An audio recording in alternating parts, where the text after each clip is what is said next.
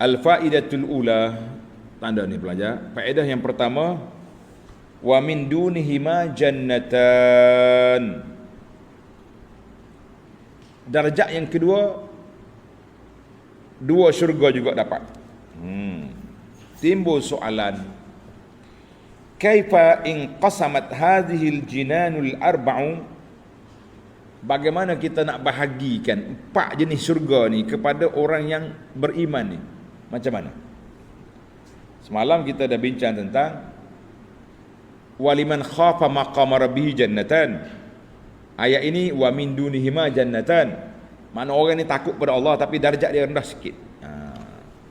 Darjat ihsan dia rendah sikit. Al-jawab, lamma kana al-khaifun, orang yang takut kepada Allah Ta'ala itu ada dua kategori. Yang pertama dia panggil muqarrabin, orang yang sangat dekat dengan Allah, semua ibadat dia kepada Allah Ta'ala. Yang kedua dia panggil ashabul yamin. Ashabul yamin ini kita sambung dalam ayat akan datang ni, dalam surah Al-Waqi'ah. Tengok, ini munasabah dalam cerita ni. Dia mari surah Al-Waqi'ah menjelaskan darjat manusia, kenapa syurga mereka berbeza. Masya Allah, itu dia panggil ilmu munasabah al-suwar. Tadi munasabah ayat, ini munasabah surah pula. Maka bagi muqarrabin, kana lil muqarrabina minhum al-jannatanil aliyatan, orang yang muqarrabin dua syurga yang tinggi. Wali ashabil yamin al-jannatanil latani dunahuma, bagi orang yang muqarrabi, bagi orang yang ashabil yamin, dua syurga yang kurang sikit darjat daripada yang pertama. Yang penting bagi kita, Allahumma ja'alna min ahlil jannah, ya Allah jadikan kita ini daripada ahli syurga, amin ya rabbal alamin. Baik, tuan-tuan suka tengok perbandingan. Apa bezanya tak weh? Apa bezanya ayat syurga yang pertama, syurga yang kedua? Jawabnya sedikit perbezaan. Cuba tengok. Tadi anda sebut spontan. Dalam ayat 50, untuk kumpulan yang pertama, fihima ainani tajriyan, mata air yang berlari. Untuk syurga darjat yang kedua, ainani naddakhatan, mata air yang terpancar. Tak sama hak berlari dengan pancar. Satu. Wa minal ma'lum, kita dapat tahulah perbezaan di antara air yang berlari dengan air yang terpancar. Baik. Dalam ayat 48, kategori yang pertama, zawata afnan, pokok-pokok yang ada dahan-dahannya yang banyak. Dalam ayat ini, fihima min kulli yang awal dulu. Fihima min kulli fakihatin zawjan, pokok buah-buah pula berpasang-pasangan. Ni masam, ni manis, ni campur.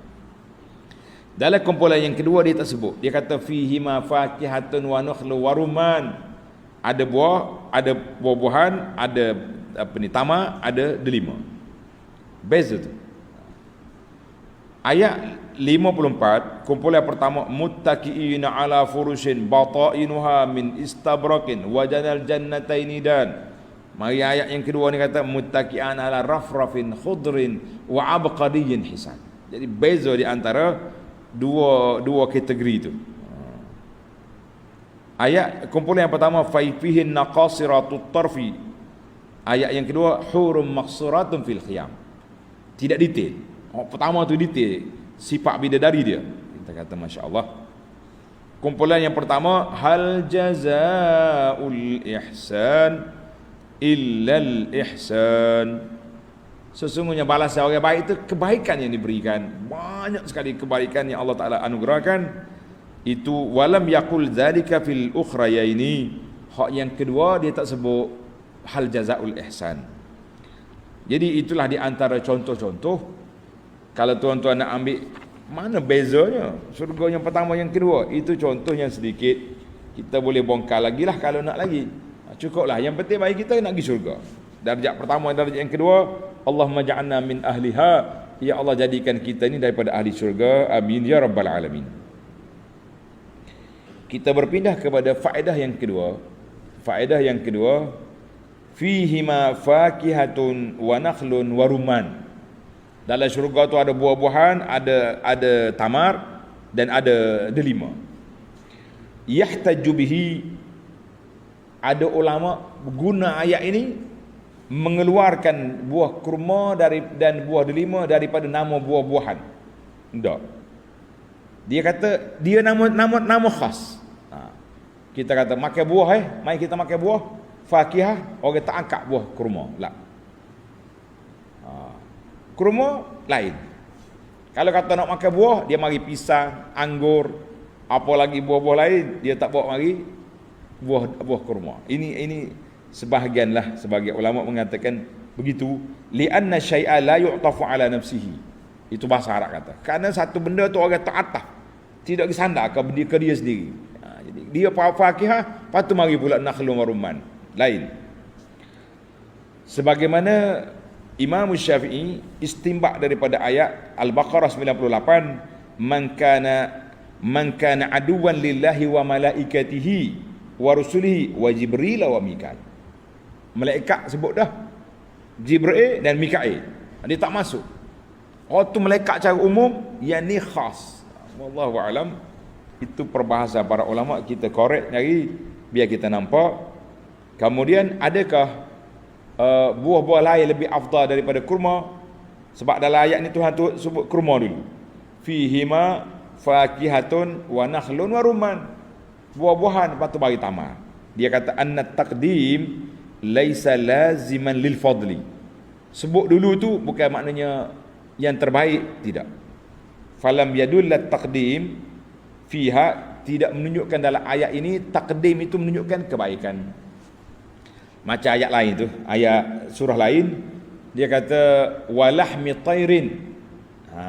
Wa apa ni? Wa fawakiha walahmi tairin kan. Macam mana ayat? Tak, dia permulaan ayat. Dia sebut wa fakihatin. Wa fakihatin, buah-buahan, walahmi, baru daging. Jadi ada ulama pembahagian pemakan yang kata elok kita makan buah dulu, kemudian baru makan daging. Sebab buah tu dia mudah serak kan. Ni daging ni berat. Jadi tidak menunjukkan takdim. Tapi mungkin kita guna tertib. Makan buah dulu, baru makan daging. Ahli-ahli pemakan yang boleh bincanglah tajuk tu. Tapi ada kalanya tertib. Macam ayat wudu, tak boleh. Ja'akum minal ghaiti aw lam ayat ni. Ayat wudu tu. Bila kita nak ambil nak solat, iza qumtu ila salati faghsilu wujuhakum. Basuh muka, wa aydiyakum, tangan, wa arjulakum minal ka'bayn. Mana itu tertib. Muka, tangan, kepala, kaki. Tak boleh tukar.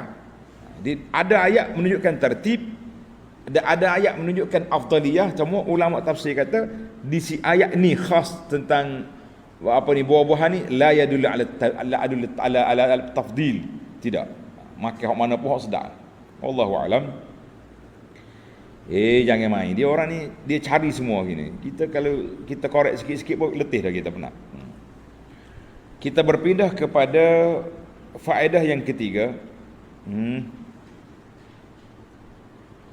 Yang ketiga, Allah kata fihinna khairatun hisan. Fihinna khairatun hisan. Mana dia? Dalam kedua-dua syurga itu juga terdapat teman-teman yang baik, akhlaknya lagi cantik parasnya. Jadi itu syarat nak jadi bidadari ni, kena comel, kena baik. In qila kaifa qala fi zikrin nisa fihinna. Dua-dua tu yang sebut fihinna khairatun. Dalam bagi mereka itu. Walamma zakara ghairahunna qala fihima. Bila sebut benda lain, dia kata fihima, dalam dua syurga tu. Pasal bila sebut tentang wanita, tentang bidadari, disebut fihinna. Kenapa? Dia kata jawapan dianya qila lamma zakara al-furush muttaqi ala furushin bata'ina min istabrakin fihin. Patu mari ayat dia fihinna qasiratut tarfi thumma a'adahu huna fil jannatainil ukhrayaini bihadzal lafzi liyatashakkal al-lafzu. Jadi dia kata untuk nak orang panggil supaya lafaz tu tidak jadi satu. Fihima fihinna. Mana ini khas untuk wanita saja. tak masuk hal lain. Wanita ahli syurga ni sifat dia, comel, baik perangai. Kita pun kalau nak memiliki syurgaku, kata orang bahasa orang sekarang ni, rumahku syurgaku, nak jadi lagu ni kena cari bini comel dan juru, habis itu. Dua syarat kena ada. Maknanya dia kata apa ni, khairatun hisan, khairatul akhlak, hisanul aujuh. Akhlaknya baik, muka dia comel. Berkumpul dua ni bahagialah dia. Ini setengah orang ni comel tu perangai wudu. Tak payah. Betul-betul kata orang perempuan, dia boleh sabar bersuamikan suami yang tak comel. Tak apalah, minta maaf nak kena tak comel enggak dah. Tapi mereka tak boleh sabar perangi suami yang perangai wudu, tak boleh. Perangai tak jauh. Tuai comel tapi perangai wudu tak jadi. Kalau tuai wudu perangai comel, boleh tak? Boleh sabar. Kalau guna makcik-makcik dia tu. Yalah. Boleh hak comel apa ke perangai sebab setan kata orang buat apa tak. Dia keduk jual muka dia ya. Perangai dia wudu tak apa. Berapa dah kita? 3. Yang keempat, hurum maqsuratun fil khiyam. Bidadari yang duduk dalam berlega dalam khemah dia tak berjalan kat sini. Kata di ulama tadabbur, isyaratun ila azamatihinna. Ayat ini menunjukkan kepada keagungan ahli-ahli syurga itu. Bukan orang panggil bukan benda jalanan, tapi memang orang yang comel. Fa innahu nama qusirna hajaran alaihinna. Jadi bila dia molek, orang jaga dia. Dia letakkan khemah untuk dia dan dia duduk dalam tu. Maka kata di ulama tadabbur kata apa? Bila dia kata duduk dalam khemah maqsuratun fil khiyam, artinya mereka tak payah gerak banyak, tak payah jalan sana sini, tidak perlu. Sebab apa? Benda-benda hak dia nak tu mari kat dia.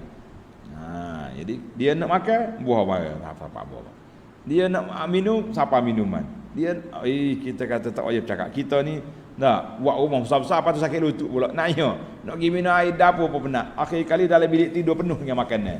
Bawa peti pas dalam bilik tidur dah. Sebab tak larat nak pergi ambil makan di dapur. Allahu Akbar. Ni sibuk ni sehari dua ni pula. Keluar pula video. Kalau siapa dia buat tandah dalam bilik tidur dia. Dalam rumah kita ni ada tandah kan. Dalam bilik tidur ada tandas. Tak boleh kata tidur sekali dengan syaitan. Kita kata awak nak macam-macam lah mikir. Lepas tu buat tandas luar nyanyi kau orang tua-tua tu. Dah lah malam-malam kertas sejuk nak pergi buat air. Pergi duduk gagal cari apu cari. Kita kata jangan duduk terlalu guna otak sangat kak. Kita tengok ni. Allah Ta'ala sebut kepada kita. Dia punya cara bacaan memang dia sebut situ. Dia kata kita nak masuk tandas kan, kena baca doa. Tapi macam mana dalam hadis Nabi kata, mung bangun tidur kena keluarkan, dia panggil ni istinsyak, masuk air dalam hidung. Sebab syaitan duduk tidur dalam hidung. Habis nak sembah hidung dengan waktu tidur. Banyak lagi cerita tu. Baik, kita break sekat dulu. Kita nak ceritanya maqsuratun fil khiyam. Makna orang mukmin dalam syurga la yahta ila taharruk. Tak payah duduk jalan sana sini. Cukup makanan tu mari, apa benda dia mari. Khadam-khadam dia ada belaka. Yang penting dia tu macam orang panggil bidadari, ratu lah, ratu. Ni kita dak panggil ratu atas dunia ni, ratu pergi tandas juga tak? Tiap busuk juga nak banding dengan ahli syurga lah. Jangan marah ratu. Baik, kita tamatkan perbincangan kita dengan ayat yang terakhir. Tabarakasmu rabbika zil jalali wal ikram. Dia kata zil jalal, zi itu sifatun li rabbik. Sebab tu dia mari zi. Tabarakasmu rabbika zil jalali. Maha suci nama Tuhanmu yang mempunyai keagungan dan kemuliaan. Maka wa ka'annahu yuridul isma alladhi iftataha bis surah. Jadi nak balik kepada awal surah, Tuhan kata Ar-Rahman. Allah Ta'ala sebut Ar-Rahman. Dia mula surah ini dengan dia tu rahmat yang begitu luas. Maka di akhirnya Tuhan kata Tabarakasmu rabbika zil jalali. Maha suci nama Tuhanmu yang mempunyai keagungan dan kemuliaan. Kulla yaumin huwa fi sya'nin. Maka surah ini surah dengan penuh dengan rahmat, penuh dengan kasih sayang daripada Allah Azza wa Jalla. Jadi Tuhan kata berkatnya nama Allah. Macam mana kita nampak? Tanda dia belajar. Kaifal barakah? Apa itu berkat?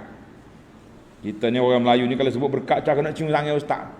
Allah jumpa ustaz berambil berkat ustaz. Punguk cium tangan lah, habis cium peluk. Dia isap okok mari duk peluk kita, Allah serabut tak lagi kita dah. Ya gosok gigi dulu nak peluk ustaz pun. Lah benar. Lepas tu bila kita ustaz naik masjid, mula ustaz kuliah, dia pun selo-selo ular menyusur akar kata orang. Tolok sampai dulu kamu ustaz motor ni derah. Tolok nu luar tu. Ustaz motor luar tu. Ngaji dak, mari duk cium ustaz. Berkat. Baiklah. Mari kita tengok ayat kita ni. Menarik ni para pelajar. Dia kata ma'azamu barakatullah. Betapa besarnya berkatnya nama Allah Taala itu. Berkatnya nama Allah Taala sehingga kan hayawan, kita nak makan hayawan, kita sembelih dengan nama Allah, bismillah. Kalau bismillah tak baca apa? Boleh makan tak? Tak boleh makan. Itu dia. Kalau tak baca bismillah takunu maitatan, jadi bangkai yang haram dimakan. Bila kata bismillah, alhamdulillah boleh makan lagi. Berkat nama Allah. Kita ada tombak, ada pistol. Piuf, lalu depan kita kijang. Bismillah, lancar kita punya tombak. Kena, boleh makan. Kijang, pom, lontar. Tak baca bismillah, boleh makan tak? Tak boleh makan. Tengok. Bismillah. Ada hak berat lagi ni, hak comel lagi dak. Kata Nabi SAW, iza jama'a rajulun zaujatahu. Apabila suami itu nak melakukan persubuhan, nak jima isteri dia baca bismillah, Allahumma jannibna syaitan wa jannibis syaitani ma razaqtana. Bismillah, Allah Taala jauhkan kita daripada syaitan dan jauh syaitan daripada kita. Baca ke tak baca? Tak apa nak dah tengok tu ustaz lorak. Ni masalah kita ni. Dengar ni, Nabi kata apa? Qala an-nabiy sallallahu alaihi wasallam law anna ahadahum, kalaulah seorang kamu iza arada an ya'ti alahu, bila dia mari kepada isteri dia baca bismillah, Allahumma jannibna syaitan wa jannibis syaitan fima razaqtana fa innahu in yuqaddar bainahuma. Andai kata malam tu direzekikan dapat anak, benih yang ditabur itu berhasil, waladun fi zalika lam yadurruhu syaitanu abada. Syaitan tak boleh kacau anak kita tadi. Mungkin dia nakal, lompat sana sini, tapi dia tak pergi pada peringkat yang murtad ke, siapa peringkat yang fasik yang begitu dahsyat, tak ada. Nakal sikit-sikit itu biasalah manusia. Budak ni kalau lembek saja pun tak aktif juga. Orang panggil budak lembab. Maknanya hadis Nabi, hadis ni sahih, rawahul Bukhari wa Muslim min hadis Abdullah bin Abbas. Jadi siapa dia baca doa ni, berkatnya nama Allah Taala tu, anak dia pun jadi ju. Allahu akbar. Ada juga orang bisik, ustaz, anak orang yang baik-baik tu nampak nakal juga tu, kata dia terlupa lah tu. Nak kata buat nama ingat panah ni tak ada nak baca. Kena pakat baca belaka Jangan tak baca ibu bapa. Para pelajar kita tamaklah. Tabarakasmu rabbika zil jalali wal ikram. Maha berkat nama Allah. Jadi semua benda kita nama Allah, nak makan baca bismillah, nak buat apa pun bismillah, semua bismillah, sampai peringkat nak duduk dengan isteri pun bismillah. Kita kata alhamdulillah. Bila sudah kita kata alhamdulillah. Jadi alhamdulillahirabbil alamin. Wa sallallahu wasallam wa baraka ala Muhammadin wa ala alihi washabihi ajma'in. Allahumma inna nas'aluka bi asma'ikal husna. Ya Allah, kami mohon dengan nama-Mu yang maha indah, dengan keberkatan nama-Mu ya Allah, Engkau jadikan kami, dua ibu bapa kami, orang-orang yang kami sayangi, murid-murid kami di alam nyata dan di alam maya, supaya jadikan kami dan mereka semua termasuk di kalangan hamba-hamba Engkau yang Engkau sayangi, yang Engkau redai, yang Engkau bawakan kami dengan Quran ini ke syurga-Mu ya Rabbal Alamin, ya Arhamar Rahimin. Serta selamatkan kami dan juga orang-orang yang telah kami sebut daripada api neraka, daripada azab kubur, daripada segala perkara yang tidak baik. Ya Allah, hidupkan kami dengan Quran, hidupkan kami dengan sunnah Nabi SAW, jauhkan kami dan mereka semua daripada perbuatan yang tidak baik, daripada kepahaman yang tidak baik, daripada akhlak yang buruk ya Rabbal Alamin. Ya Allah, sebagaimana kami telah belajari betapa sifat-sifat ahli syurga itu yang begitu indah, maka anugerahkan kami menjadi penghuninya ya Rabbal Alamin. ya arhamar rahimin, serta rezekikan kami dapat terus beramal, terus mempelajari Al-Quran, memahaminya dan beramal dengannya dan berpegang dengannya, serta beramal dengan sunnah Nabi sallallahu alaihi wasallam. Rabbana la tuzigh qulubana ba'da idh hadaitana wa hab lana min ladunka rahmatan innaka antal wahhab. Rabbana atina fid dunya hasanah wa fil akhirati hasanah wa qina azabannar. Wa sallallahu ala nabiyyina Muhammad wa ala alihi wa sahbihi ajma'in walhamdulillahi rabbil alamin. Wassalamualaikum warahmatullahi wabarakatuh. InsyaAllah kita akan sambung lagi surah Al-Waqi'ah. Hari ini hari Jumaat. Jangan lupa pesanan mesra. Ingat Jumaat, ingat Allahumma salli ala Muhammadin. Ingat